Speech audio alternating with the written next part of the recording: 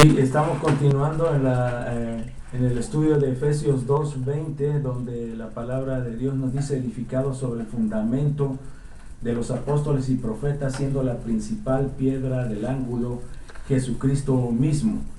Queremos decir que Jesús mismo se describe a sí mismo como piedra. Vamos a Mateo 21:42. Jesucristo mismo definiéndose a sí mismo como una piedra. Mateo 21:42.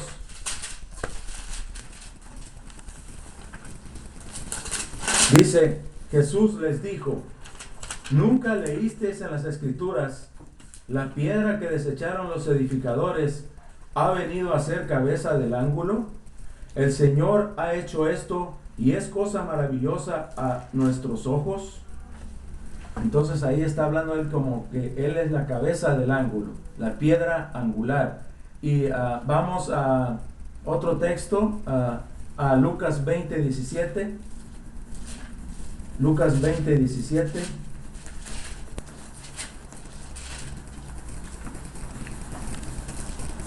Dice, pero él mirándolos dijo: ¿qué pues es lo que está escrito? La piedra que desecharon los edificadores ha venido a ser cabeza del ángulo. Entonces otra vez está mencionando a Isaías, y él está diciendo que él es la piedra principal, la piedra angular, la piedra donde descansa toda la edificación, que es la iglesia, que es el cuerpo de Cristo. Ahora, ¿qué era una piedra angular? Tenemos que entender este término. ¿Qué significa el término piedra angular? Estuve buscando algunas cosas y encontré algunas interesantes. En primer lugar, la piedra angular era una piedra de fundación, la piedra del fundamento. La primera piedra en ser colocada, la cual era segura y establecía los ángulos para el resto del edificio. Voy a volver a repetir, esto es bien importante. Jesucristo como piedra angular. ¿Qué era una piedra angular en un edificio? Era la piedra de fundación.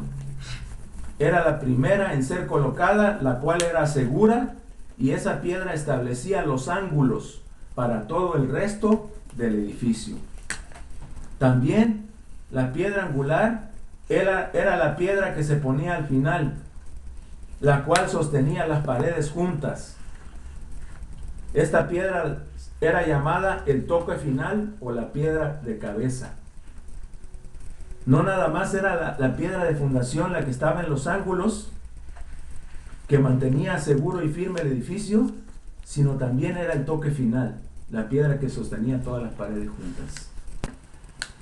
En tercer lugar, la piedra angular se llamaba la piedra clave, la cual está en el centro del arco de las puertas, y que sostenía el peso de toda la pared. Fíjese, la piedra angular estaba en las esquinas, en la base, y se encontraba también como la piedra final que sostenía las paredes juntas, y también era la piedra clave que se encontraba en el centro de las puertas y que sostenía el peso de todas las paredes. Quiere decir que era básicamente lo más importante en una construcción. Y eso nos habla del Señor Jesucristo, lo que Él es para nosotros como piedra angular. Yo quiero leer algunos comentarios que yo encontré. Un comentario dice: la palabra de Dios declarada por apóstoles y profetas es la fundación de su fe. ¿De su fe de quién? De la iglesia. Siendo Jesucristo mismo la piedra principal. Y Él es quien ha unido a judíos y gentiles en todo el edificio. Él es la piedra de fundación, o sea, el Señor Jesucristo, donde descansa todo el edificio, así como la piedra que los mantiene unidos. Dice el People's New Testament. Es un comentario bíblico. Y también encontré otro comentario bíblico, el comentario de Barnes. Dice que Jesucristo como piedra angular al hablar de eso, dice, el Señor Jesús es llamado la piedra angular porque todo el edificio se apoya en Él. Y Él ocupa un lugar tan importante como la piedra angular en un edificio. Si no fuera por Él, el edificio no podría sostenerse ni un momento. Ni los profetas ni los apóstoles pudieran sostenerlo si no fuera por el Señor Jesucristo. El comentario de Gill dice, Jesucristo mismo, siendo la piedra angular, es quien cementa y mantiene juntos ángeles y hombres, judíos y gentiles, santos del Antiguo Testamento y del Nuevo Testamento, en toda la tierra, en todas las edades y en todos los lugares y en cada denominación. Él es la belleza y la gloria, así como la fuerza del edificio. Él es quien mantiene todo unido, y Cristo es el jefe, la piedra principal, y quien es superior a los ángeles y a los hombres. ¿Cómo lo manifestaban estos comentarios antiguos tan claramente para esclarecernos la palabra de Dios, verdad? Yo quiero mencionar que la Biblia dice que está edificado el fundamento de la iglesia sobre los apóstoles y profetas. Y aquí quiero entrar un poco en un tema polémico que no lo vamos a desarrollar, pero quiero establecer algunas bases bíblicas. Algunos han dicho que como la palabra de Dios dice que estamos edificados sobre el fundamento de los apóstoles y profetas, todavía hoy hay apóstoles y profetas modernos que siguen echando el fundamento. En primer lugar, eso es una necedad. El fundamento de un edificio se tiene que establecer de una vez y para siempre. Así también nosotros fuimos edificados sobre Jesucristo, que es el verdadero fundamento, y de ahí sobre la enseñanza de los apóstoles y profetas, y esa fundación fue hecha de una vez y para siempre. Y como estudiamos, nadie puede poner otro fundamento que el que está puesto, el cual es Jesucristo. Ningún hombre puede decir yo soy el fundamento. La Biblia de hecho no dice que está establecido sobre el fundamento del apóstol Pedro. Algunos dicen que está establecido la iglesia sobre el apóstol Pedro, pero aquí dice sobre el fundamento de los apóstoles, en plural, los 12 del Cordero, cuyos nombres están, dice, en los cimientos de la Nueva Jerusalén, ya establecidos, y que se sentarán con el Señor como Él mismo lo estableció para juzgar a todas las naciones. Ahora, quiero establecer una cosa.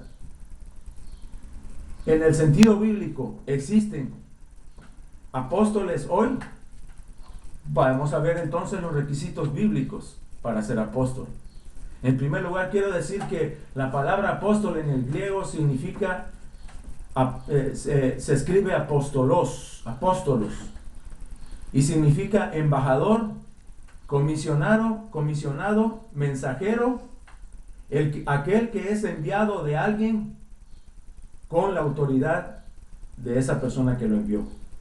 Eso significa la palabra apóstol en griego.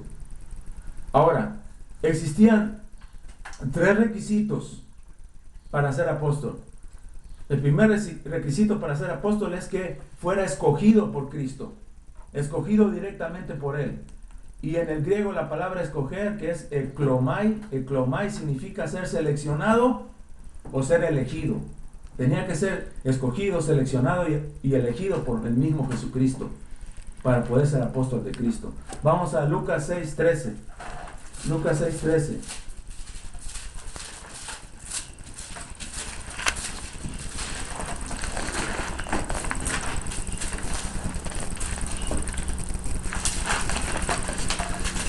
Lucas 6:13 dice, y cuando era de día, llamó a sus 12 discípulos y escogió a 12 de ellos, a los cuales también llamó apóstoles. ¿A cuántos escogió? A 12. ¿De entre medio de quiénes? De sus discípulos. ¿Y qué hizo con ellos? Él los escogió. Tenía que ser escogido por Cristo para ser apóstol. Ahora, el segundo requisito para ser apóstol, según la Biblia, era haber estado con Jesús desde su bautismo hasta su ascensión, es decir, ser testigo de su resurrección. Hechos 1, 21 y 22. Vamos a Hechos 1, 21 y 22.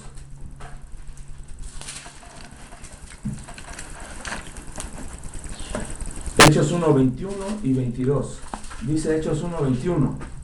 Es necesario, pues, que de estos estaban escogiendo al apóstol que iba a tomar el lugar de Judas Iscariote, quien se había suicidado, ¿verdad?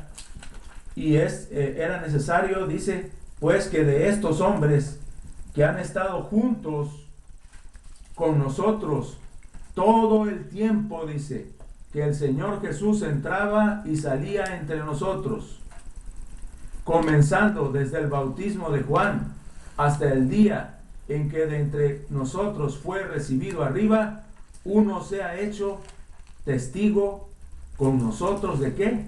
De su resurrección. Señalaron, dice el verso 23 a 2, a José llamado Barsabás, que tenía por sobrenombre Justo, y a Matías. Y entonces ya ahí más adelante vemos que es escogido Matías para tomar el lugar que había quedado vacante por el suicidio de Judas Iscariote. Ahora, aquí quiero decir algo importante también. Nunca fue la intención del Señor Jesús que hubiera sucesión apostólica. La sucesión apostólica no es algo bíblico. La sucesión apostólica no es algo que Cristo estableció. Es algo que ciertas denominaciones que se llaman cristianas han establecido así, con el fin o el afán de poder ejercer autoridad apostólica, porque la autoridad de los apóstoles era una autoridad que venía directamente del Señor Jesucristo y que era una autoridad firme y fuerte.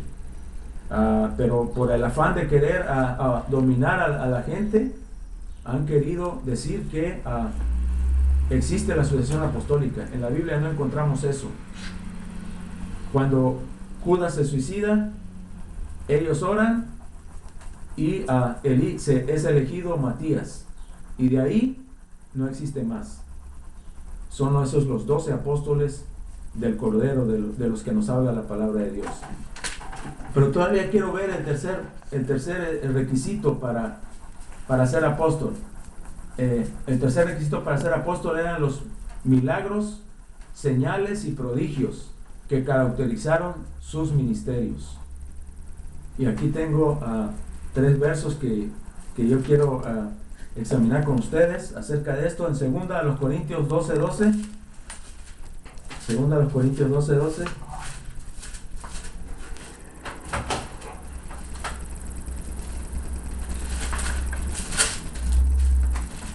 Segunda de los Corintios 12:12 dice así: con todo, las señales de apóstol han sido hechas entre vosotros en toda paciencia, por señales, prodigios y milagros. Pablo está hablando de su ministerio. Y las señales de apóstol fueron realizadas en su vida, las cuales confirmaron que él verdaderamente era un apóstol, aunque no estaba dentro de los 12 apóstoles del Cordero. Pero vamos a ver más adelante esto.